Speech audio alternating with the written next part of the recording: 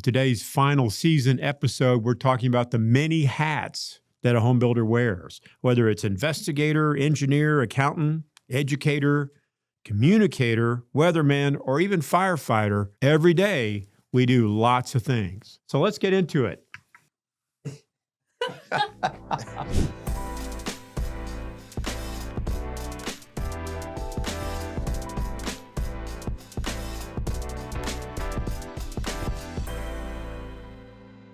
Starting with project manager, that's probably the biggest focus of all of our day-to-day chores. Let's talk about what a project manager hat looks like. Yeah, I mean, I think speaking of many different hats, the project manager hat is the one that's most associated with the project manager for obvious reasons. It's still a role that is varied. The project manager is on site. The project manager is talking with subcontractors. They're checking plans. They're managing budgets, schedules, those kinds of things. And so the day-to-day of a project manager role is focused on the building of the house, Right. And those parts that go into it. But that's really just a small part of what the project manager, not a small part. That is only part of what the project manager does. Yeah, I kind of think of it as like air traffic controller. Yeah, there you go. Right. Seeing all the parts from a high level and understanding how they're going to fit together in the future, how they need to be resolved today. Yeah, coordinated now. And then reporting on how they performed in the past, right? See, and I was kind of picturing it as kind of like a three-ring circus, like a ringmaster. Like they're really coordinating all of these different things, and they're standing in the middle of all of this chaos that's happening around them. I mean, I guess it depending on the day. Well, I would say both of your answers are way more creative than mine. Yeah, but I mean, I think you're right. That is the primary focus of building homes. And whether it's the project manager, assistant project manager, operations coordinator, director of construction, all those entities within a home building company have to be able to manage some aspect of the project. Yeah. And it absolutely. takes a village. It takes lots of hats. Yeah, takes lots of hats, right? So that's great. And I think that we have a great project management staff. I would say whether either assistant project managers or construction site managers or full project managers.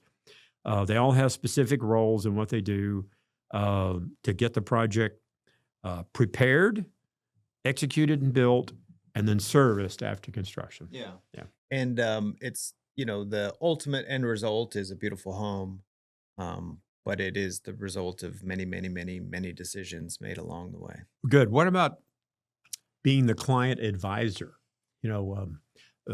Helping the client working through decisions, letting them know what's coming and what to expect.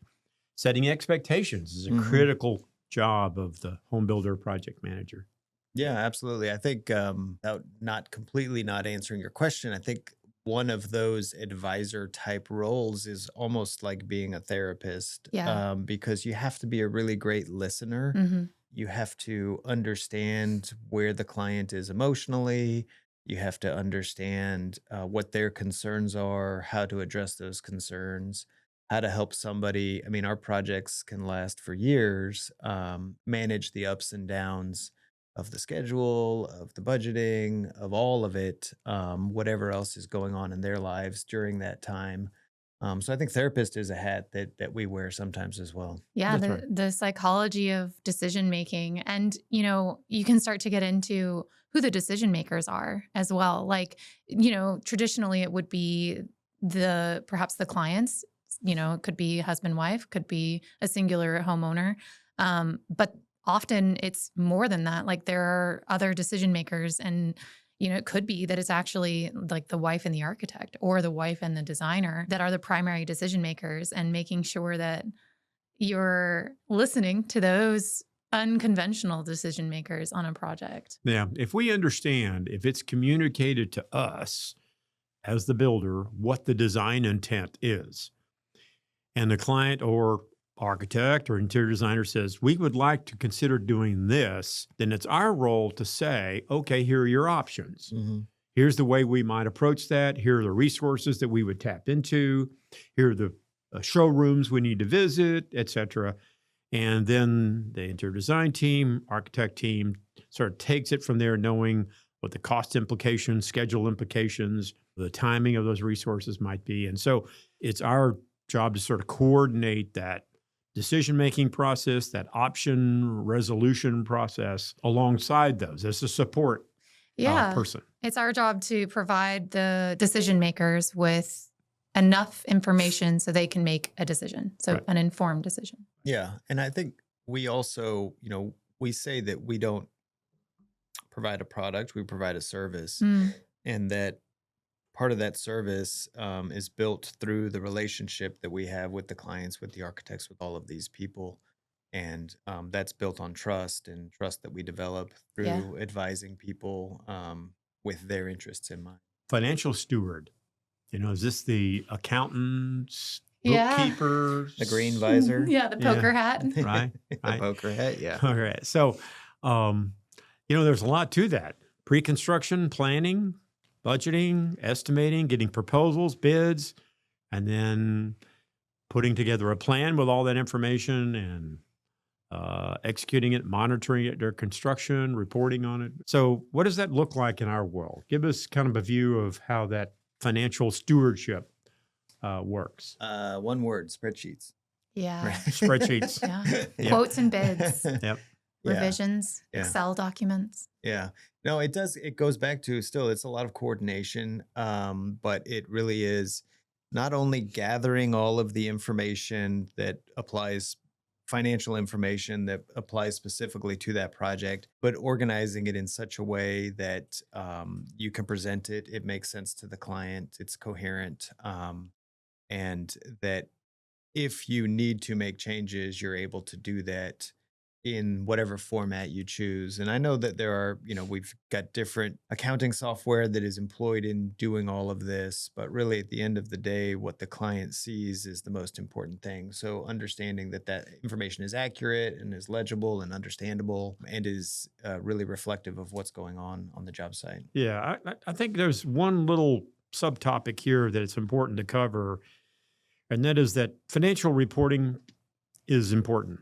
And I think we do a really good job of financial reporting.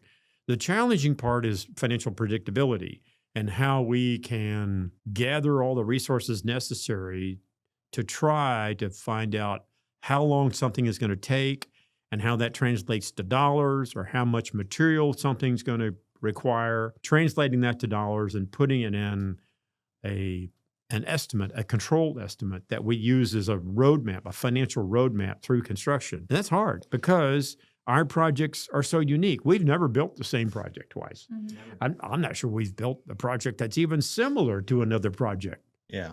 And so their uniqueness, the prototypical nature of them, yields some amount of unpredictability. And therefore, in our financial modeling for every project, we have to allow for that unpredictability, that uncertainty. And that's just another skill set that we employ or add to our estimating process. I think also allowing for the creative teams to expand on their vision throughout, like when the build's already started. So that's where you get into those change orders and other, enhancements of the actual build at different stages. So I think when we're looking at some of these bids, I think what works out really well is that we've got these spreadsheets that have formulas and allow us to adapt them in live.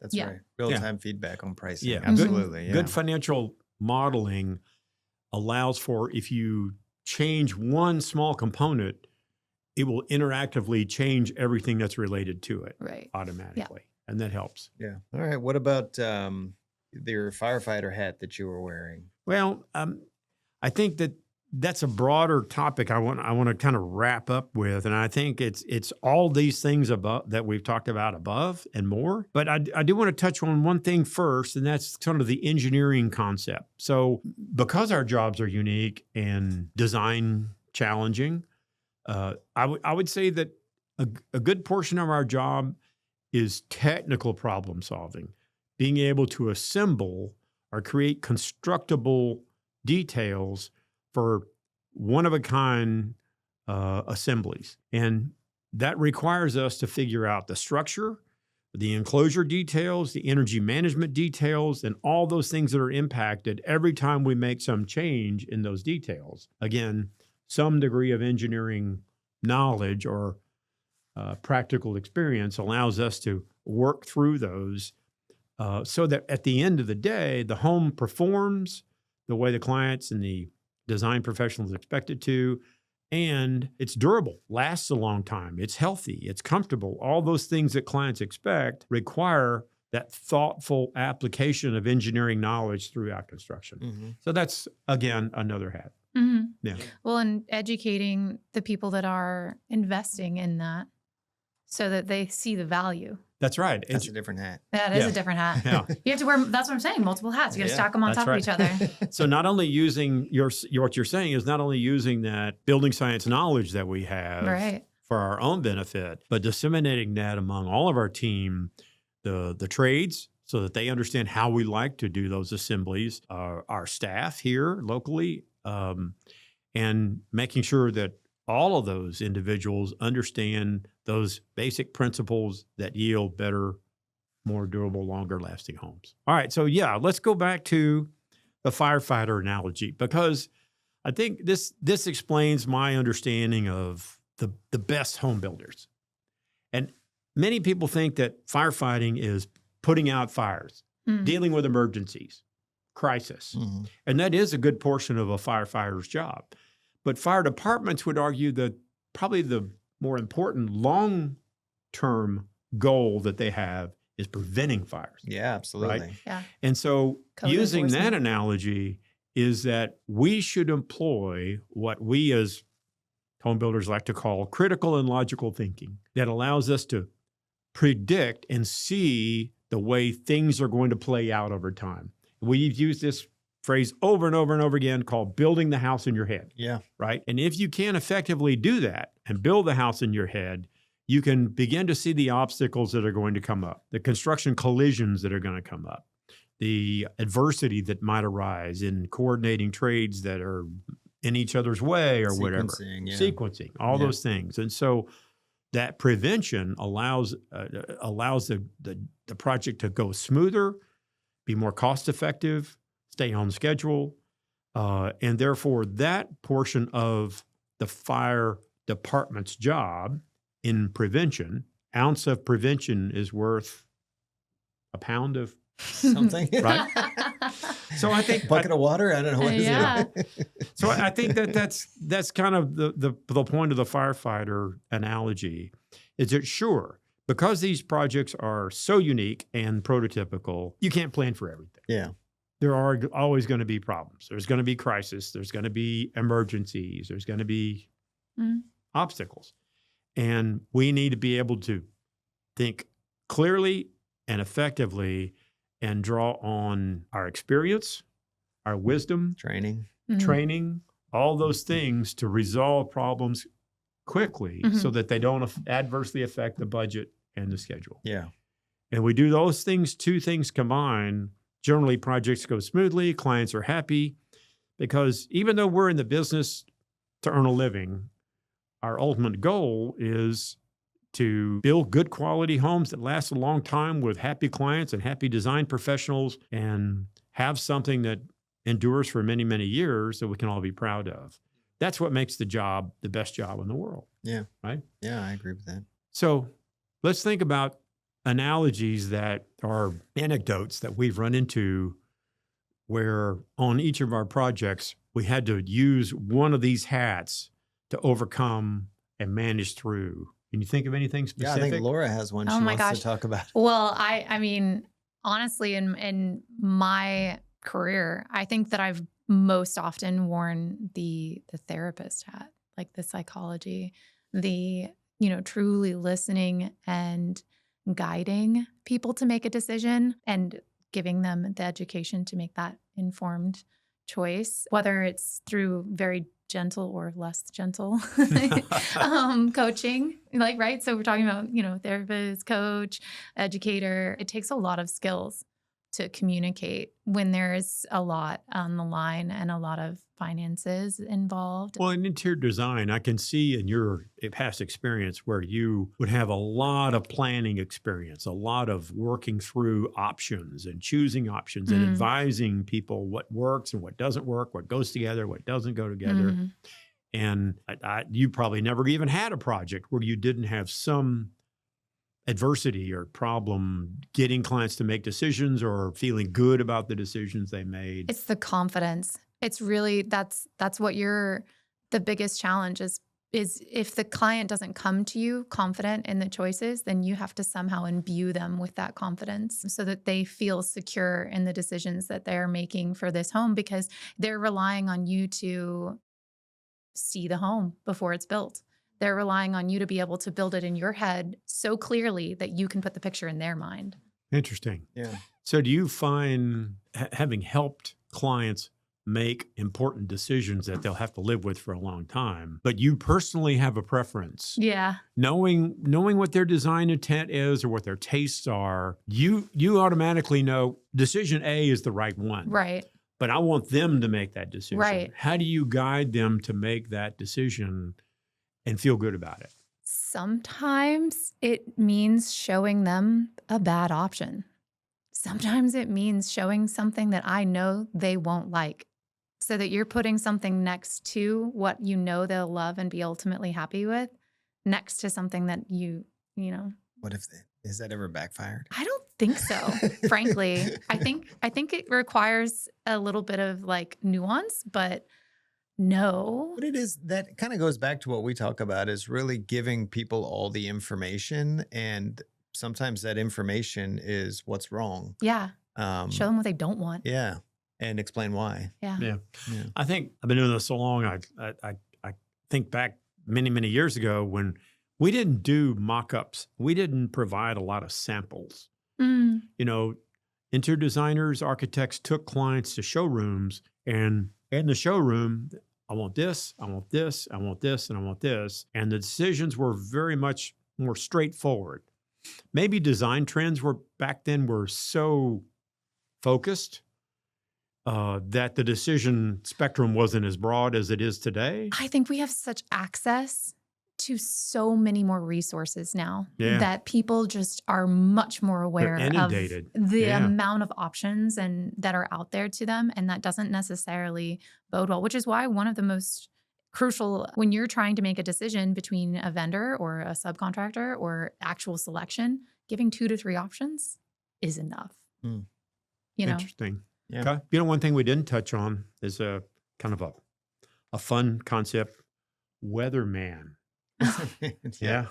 definitely an important In one. Austin, I can't tell you, Texas. every morning I get up, I still take a paper, you know, What is that? A what? a paper. I don't know. I'm not familiar with that word.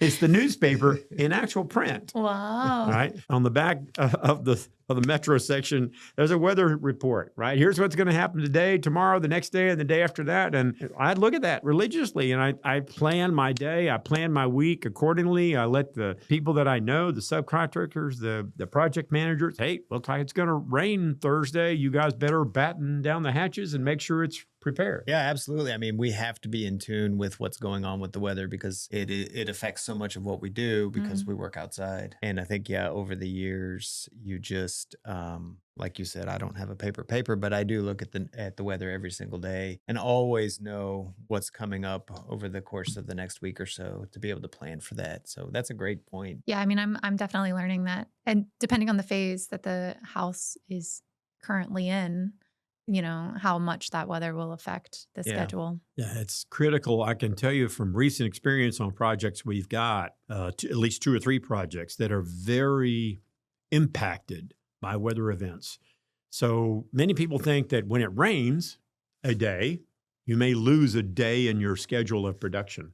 But the reality is the effects of the weather can delay your schedule several days. So if you have a rain event and it makes the site too difficult to get into, vehicles can't get in there without getting stuck or move around, or a lot of surfaces are too wet, to allow materials to stick to them or adhere to them. It may impact one rain event, may impact 3 days. Oh yeah, absolutely. Especially if there's, clay soils and bad drainage, and Right.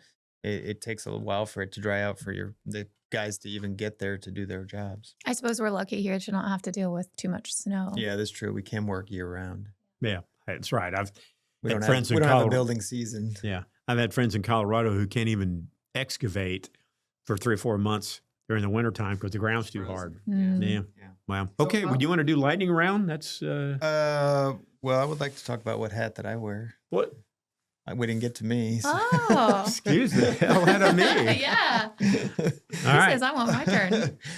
So I think for me, ship's captain.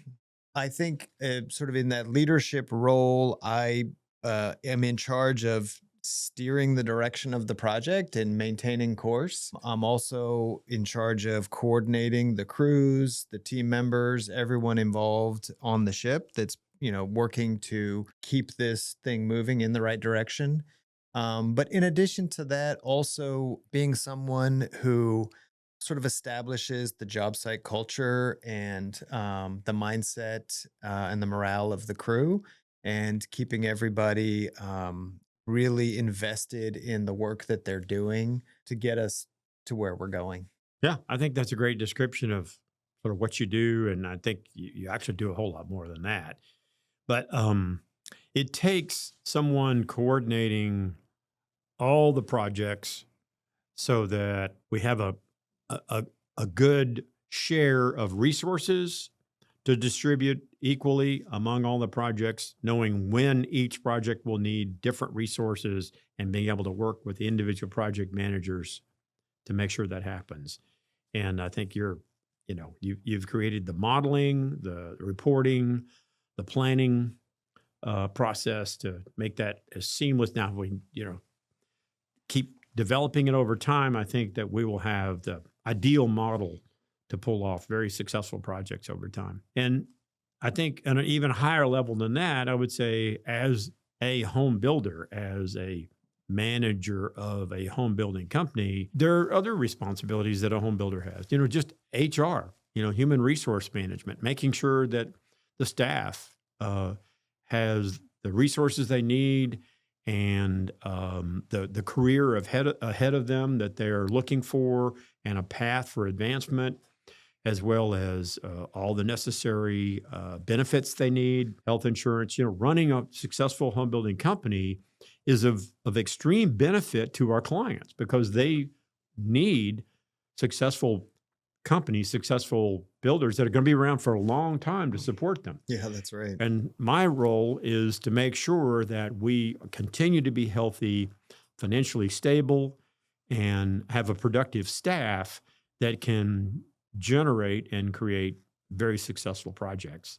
That's our goal. And again, having year after year after year of happy clients, satisfied architects and design professionals is our ultimate goal. You make sure we're well caffeinated and fed too. Yeah, well, food and caffeine is Yeah. part of the fuel that keeps us moving. Yeah, that's Yeah. right. That's Yeah. right. Chef's hat. That's another one. Yeah. Yeah. Chef's hat.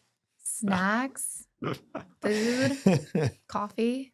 Great point, Tim. Great point.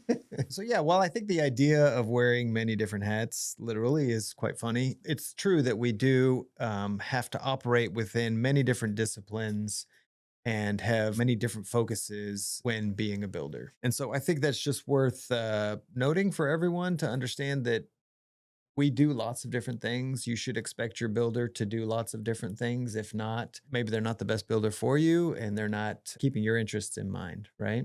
Or operating at the level that you expect them to. Any final thoughts on the hats before we wrap up here, guys? No, I mean, I think that although we're trying to make light of the topic, it is a serious one so that clients and design professionals understand the many, many different resources that we have to draw on and the vast experience that we've got in dealing with building and helping design and planning for and servicing clients in their homes in the long run. Just requires a lot of skill sets. And we continue to develop those. And I believe being in alignment with the design team and clients that appreciate and understand that is what we seek. And I feel that that's what our clients seek from us, and ultimately yields a successful project. Yeah, absolutely. I think my closing note would be that, like, while the visual aids of a hat, it really helps give you the concept of those analogies and what those roles look like. It's a lot of fun to have that much versatility in your day to day, to be able to not necessarily in real life take on and off hats, but to be able to wear those different responsibilities throughout the day or week. Keeps it interesting. Yeah. Yeah, absolutely. Okay, well, great. Let's wrap it up there. Just want to say this is our final episode for season 2. Thanks everyone who's been with us on this journey. We're going to take a little break. We'll be back for season 3 in a month or so. Also, just a quick welcome again to Laura for being a part of the team, and look forward to more of these episodes in season 3. As always, you can check us out on Instagram at risingerbuild_ATX, or reach out to us at hello@risingerbuild.com.